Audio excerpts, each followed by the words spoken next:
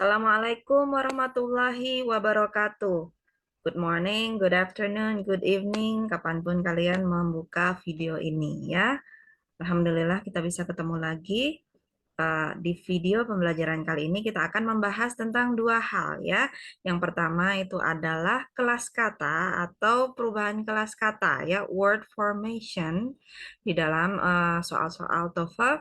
Lalu yang kedua adalah penggunaan adverbial atau keterangan tambahan dalam struktur kalimat di dalam soal TOEFL. Oke, tidak perlu berlama-lama, kita langsung aja share screen dulu. Oke. Nah, tips selanjutnya yang akan kita bahas itu adalah kita harus memperhatikan ya jenis dan bentuk kata yang digunakan di dalam kalimat di dalam soal TOEFL section kedua, structure and written expression. Apakah sudah sesuai ya dengan kalimatnya? Contohnya, ini contohnya aja ya. Jika ada artikel di sini ya, an atau the, itu adalah artikel ya, maka pasti di situ juga ada noun ya. Bisa langsung di belakang an atau the tadi, bisa juga dipisahkan dulu dengan misalnya adjective atau kata sifat, bisa. Seperti yang kita bahas sebelumnya ya, dalam noun phrase itu kalau misalnya ada adjektifnya atau kata sifatnya, maka kata sifatnya dulu baru bendanya. Tidak seperti di dalam bahasa Indonesia yang benda dulu baru kata sifatnya. Seperti meja hitam. Nah, meja bendanya dulu baru sifatnya yaitu hitam gitu ya. Tapi di dalam bahasa Inggris itu diubah menjadi black table. Jadi kata sifatnya dulu baru bendanya. Itu ya. Nah, jadi kalau misalnya ada an atau the, maka di belakangnya itu pasti ada noun gitu aja ya. Oke, kita lihat contohnya. Contohnya, an hour is enough. Nah, ini adalah contoh dari artikel yang langsung ketemu sama noun. Langsung ketemu sama kata bendanya ya. An hour is enough. 1 jam itu cukup ya. The excruciating pain ya. The excruciating pain ini adalah contoh di mana artikelnya itu agak terpisah sama kata bendanya. Dipisahkan oleh apa? Dipisahkan oleh adjektif atau kata sifatnya ya. Tapi tokoh utamanya tetap yang paling belakang ini ya. Rasa sakit yang tak tertahankan gitu ya. Contoh lainnya a beautiful lady ya. Seorang wanita yang cantik. Nah, ini juga dipisahkan sama kata sifatnya, guys. Dipisahkan oleh beautiful. Tapi tetap tokoh utamanya tetap lady-nya atau kata bendanya ya. Nah, sekarang kita langsung aja ke latihan soal TOEFL di bawahnya. Silahkan dilihat. Under the moonlight, she looks graceful, peaceful, and beauty. Nah, sebenarnya bagi yang sudah peka akan langsung merasakan bahwa kalimat ini terasa aneh. Itu ya, guys ya. Ada sesuatu yang kurang pas di sini. Under the moonlight, she looks graceful, peaceful, and beauty.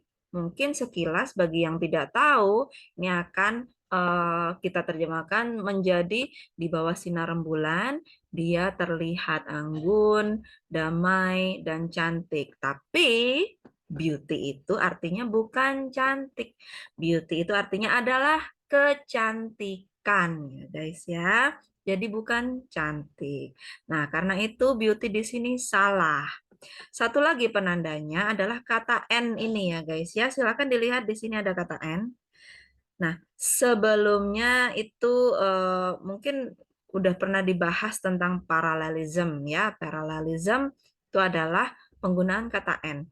Di depan dan di belakang N itu kelas katanya harus sama. Kalau misalnya ada rangkaian ya, misalnya saya suka donat, mie ayam, dan bakso misalnya. Saya suka donat, mie ayam, dan bakso. Baik donat, mie ayam, maupun bakso sama-sama adalah kata benda. Jadi kelas katanya harus sama semua. Jadi di depan dan di belakang kata dan, itu kelas katanya sama. Di dalam bahasa Inggris juga seperti itu. Di depan dan di belakang and, itu kelas katanya harus sama. Kalau kita perhatikan ada 3 rangkaian kata ya di sini ya yang menggambarkan orang yang kita sebut dengan she di sini ya. Graceful, peaceful, sama yang di belakang ini yang harusnya menjadi beautiful ya. Nah, kalau kita perhatikan ada 3 kan. Nah, 3 ini harus sama karena posisinya ada di depan dan di belakang and.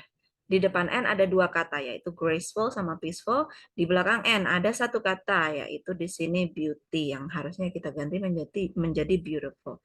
Kelas katanya sama.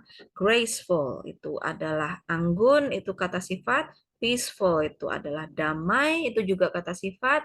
Beautiful itu juga kata sifat, artinya cantik. Jadi harus sama-sama kata sifat. Kalau kita tetap ngotot memakai beauty, maka di sini kata sifat, di sini kata sifat, dan di sini kata benda. Kenapa? Karena beauty artinya kecantikan. Kecantikan itu adalah kata benda yang abstrak, ya, yang merupakan sebuah konsep. Nah, jadi itu nggak bisa, guys, ya. Oke, jadi C sudah benar, ya, karena dia sama-sama kata sifat, ya. Beauty salah, kenapa? Karena dia kata benda. Kita ganti dulu menjadi beautiful, baru dia jadi benar. Bagaimana dengan A dan B? Ya, under the moonlight, di bawah sinar sinar rembulan, sorry ya, di bawah sinar rembulan.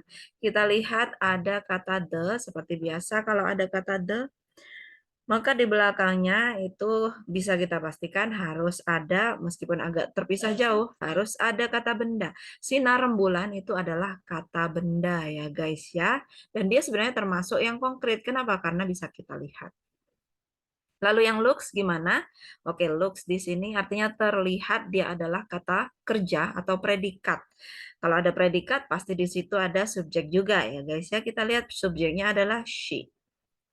She looks bla bla bla gitu ya. Dia terlihat bla bla bla. Nah, she sebagai subjek apakah dia singular atau plural? Apakah dia single, tunggal, ataukah dia jamak? She, dia. Dia itu berapa orang? 1 orang ya, berarti dia tunggal. Nah, kalau dia tunggal berarti predikatnya juga harus predikat tunggal. Sekali lagi ini mengacu pada video yang berjudul subject verb agreement ya guys ya. Jadi kesesuaian antara subjek dan predikat. Subjeknya tunggal, predikatnya juga predikat tunggal.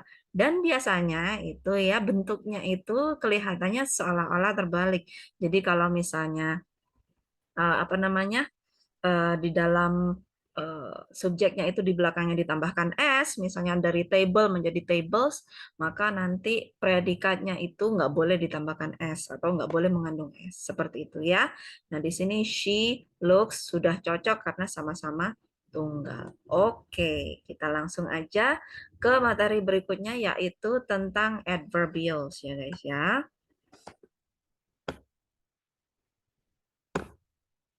Oke. Nah, ini supaya lebih besar kita pakai, nah kita pakai slideshow ya guys ya. Adverbials. Adverbials merupakan keterangan tambahan yang jika dihilangkan tidak akan merusak struktur atau makna kalimat utama. Jadi dia agak mirip-mirip sama adverb ya guys, karena memang fungsinya sama. Dia adalah keterangan tambahan. Ya. Nah, jadi kita lihat di sini contohnya aja langsung. Adverbials bisa ditempatkan dimanapun, guys. Dia bisa ditempatkan di depan kalimat, bisa di belakang kalimat, bisa juga di tengah-tengah kalimat. Nah, di sini tanda baca koma itu amat sangat berperan penting. Ya, jadi tanda baca koma sangat berperan penting untuk adverbials.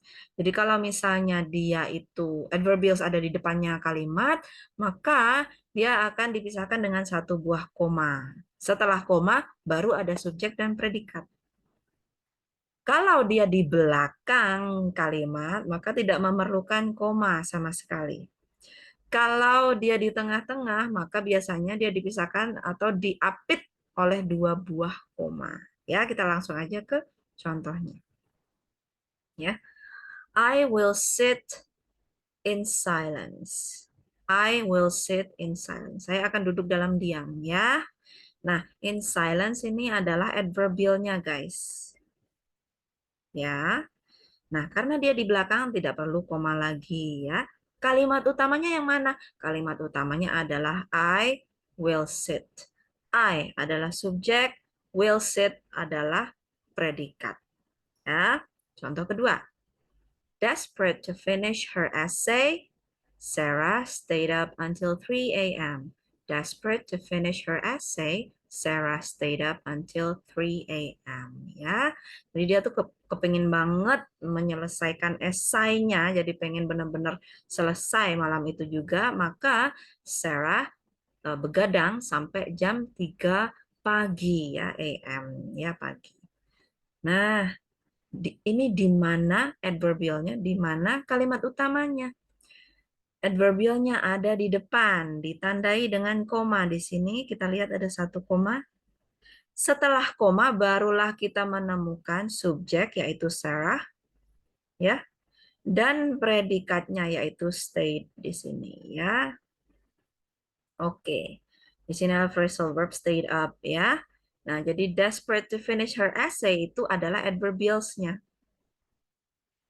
ya. Ini adalah adverbialsnya. Ini keterangan tambahan doang, guys. Kalimat utamanya adalah ini. Sarah stayed up until 3 a.m. Lalu, yang ketiga. Contoh yang ketiga adalah needing money to pay my rent. I forced myself to beg my parents. Ya, butuh uang untuk membayar sewa kosanku atau biaya kos-kosanku. Aku memaksakan diri untuk mengemis kepada orang tuaku. Ya. Nah, ini kalimat utamanya sama seperti yang di atas ya, adalah setelah koma. Subjeknya adalah I, lalu predikatnya adalah forced. Aku memaksakan. Ya, aku memaksakan diri bla bla bla. Nah, ini adalah keterangan tambahan aja. Seperti yang sudah kita bahas sebelumnya ya guys ya. Adverbials itu kan cuma keterangan tambahan. Jadi kalaupun kalian hilangkan, dia tidak akan merusak struktur kalimat. Kalian akan tetap bisa menemukan sebuah kalimat yang utuh. Contoh ya sebagai bukti. Coba kita hilangkan in silence ini. Maka yang tertinggal adalah I will sit. Nah, aku akan duduk. Itu adalah kalimat yang sempurna. Kenapa? Karena dia sudah mengandung subjek, dia sudah mengandung predikat, guys. Aku akan duduk, titik. Nah, paling-paling kita cuma akan kehilangan informasi tambahan aja. Selain itu tidak ada kerusakan yang berarti ya. Lalu di kalimat kedua coba kita hilangkan desperate to finish her essay. Maka yang tertinggal adalah Sarah stayed up until 3 a.m. Sarah begadang sampai jam 3 pagi. Tidak ada yang rusak di situ. Kita masih menemukan kalimat yang sempurna ya. Ada Sarah sebagai subjek dan ada stayed di sini sebagai predikatnya ya. Kalimat ketiga juga sama, guys. Ya, kita hilangkan aja ini yang di depannya ya, needing money to pay my rent. Kita hilangkan, maka kita akan menemukan kalimat yang tetap sempurna. I forced myself to beg my parents. Ya, aku memaksa diriku untuk mengemis kepada orang tuaku. Ya, I forced myself to beg my parents. Oke. Nah, ini juga bisa kita pindahkan ke tengah-tengah kalimat ya. Jadi misalnya yang kalimat kedua, coba ya. Desperate to finish her essay, kita pindahkan ke tengah-tengah. Biasanya dia di tengah-tengah antara subjek dan predikat. Nah, kalau kita pindah ke tengah-tengah sini, seperti yang Miss tunjuk di kursor itu, maka yang kita baca adalah Sarah, desperate to finish her essay, nah dia diapit oleh dua buah koma ya guys ya. Sarah, desperate to finish her essay, stayed up until 3 a.m. ya.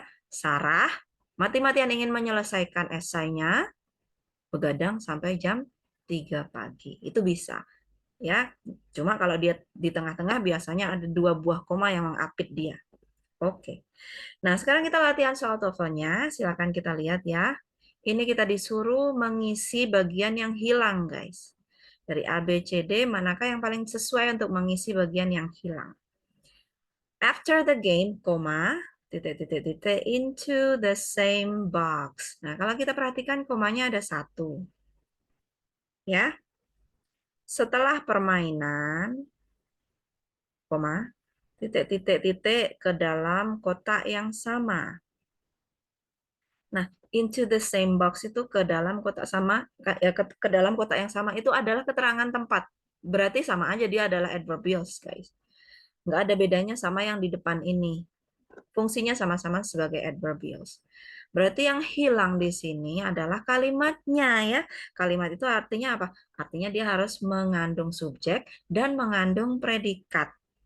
Nah, jadi dari A, B, C, D, kita harus memilih jawaban yang ada subjeknya dan ada predikatnya.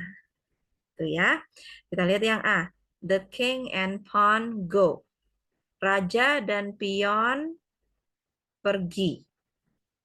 Ya. Tapi kalau ada into berarti masuk, go into ya, masuk. Jadi the king and pawn go into the same box. Raja dan pionnya masuk ke dalam bukan box, apa namanya, kotak yang sama ya guys ya. Nah, ini sudah langsung ketemu guys. Kenapa? Karena ada subjek, ada predikat. Subjeknya adalah raja dan pion. Predikatnya adalah go. Ya. Jadi sudah langsung ketemu jawabannya. Bagaimana dengan yang B? Yang B itu cuma ada subjek doang, guys. Belum ada predikat. The king and pawn. Itu adalah subjeknya. Tidak ada kata kerjanya. Kita tidak bisa memasukkannya karena kita butuh kalimat yang utuh. Kalimat utuh itu ada subjek dan predikatnya. Kalau yang C gimana? Nah, yang C itu malahan diawali dengan kata N. Itu nggak mungkin sebuah kalimat diawali dengan kata N. Ya, and pawn go itu nggak mungkin. Sebelumnya pasti ada kata benda lagi gitu. Karena apa? Karena di belakang N-nya ini ada kata benda pion. Maka di depannya N juga harus ada kata benda ya. Lalu yang D gimana? Yang D isinya cuma predikat, cuma kata kerja. Jadi nggak bisa juga ya. Jadi jawabannya adalah yang A. After the game, the king and pawn go into the same box. Jadi setelah permainan berakhir, raja dan pionnya pergi ke dalam atau masuk ke dalam kotak yang sama. Nah, ini sebenarnya adalah peribahasa, guys. Setelah permainan berakhir, raja dan pionnya masuk ke dalam kotak yang sama. Artinya apa? Artinya uh, uh, mau kita kaya, mau kita miskin, mau Anda berkuasa ataupun tidak, kalau sudah mati ya sama-sama masuk ke liang kubur gitu. Maksudnya seperti itu ya, guys ya. Oke, sekedar intermezzo aja. Oke, sampai di sini dulu materi kita. Kita rangkum dulu ya. Yang pertama tadi itu adalah jenis dan bentuk kata yang digunakan ya. Jadi kalau ada kata an atau the, maka pastikan di belakangnya ada kata benda meskipun agak terpisah ya. Lalu yang kedua tadi adalah adverbials, itu keterangan tambahan aja ya. Kalau dihilangkan juga nggak akan merusak struktur utama. Jadi kalau ada adverbials, kalian pastikan juga di situ harus ada kalimat utamanya yang merupakan subjek dan predikat gitu. Diingat-ingat cari subjek dan predikatnya. Kalau komanya satu seperti ini ya, adverbials, lalu koma, maka di belakang koma ada subjek dan predikat gitu ya. Kalau adverbialsnya di tengah-tengah, di depannya pasti subjek, di belakangnya ada predikat gitu aja. Oke, sampai sini dulu materi kita. Kita akan bertemu dengan video pembelajaran yang lainnya, insya Allah. Assalamualaikum warahmatullahi wabarakatuh. Good morning, good afternoon, good evening. Bye-bye.